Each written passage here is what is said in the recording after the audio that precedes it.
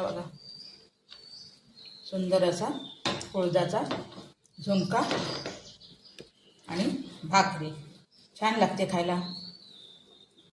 हे बघा, आपण आज कुळथाचा झुणका करणार आहोत मालवणी पद्धतीचा।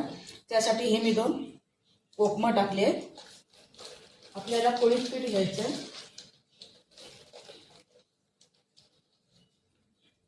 हे एक भांडा आहे ना, हे एवढं भरून कुळथाचं पीठ घेतलंय।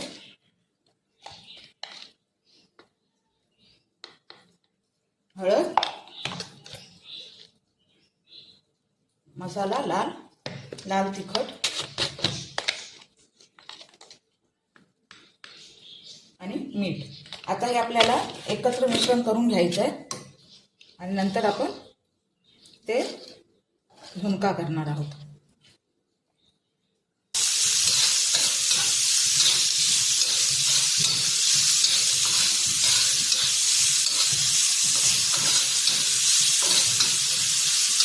हा कांदा लाल झाला त्यात आपण बघा, आपला कांदा थोडा लाल झालेला आहे। आता आपल्याला हे मिश्रण ओतायचं आहे।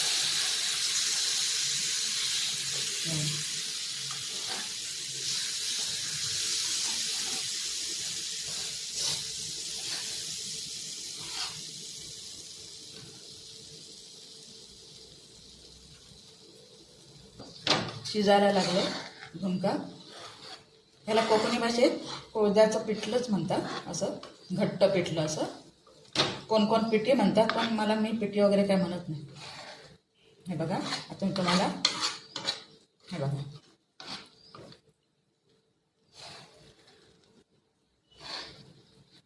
हे आता थोडं घट्ट झालं ना, मी तुम्हाला दाखवते। हा बघा, मस्त असा कुळथाचा झुणका तयार आहे। आता हा आपण थंड झाल्यावर एकदम घट्ट होणार, म्हणून मी आता एवढंच असं पातळ ठेवलं आहे त्याला। हे बघा, असं नक्की तुम्ही करून बघा।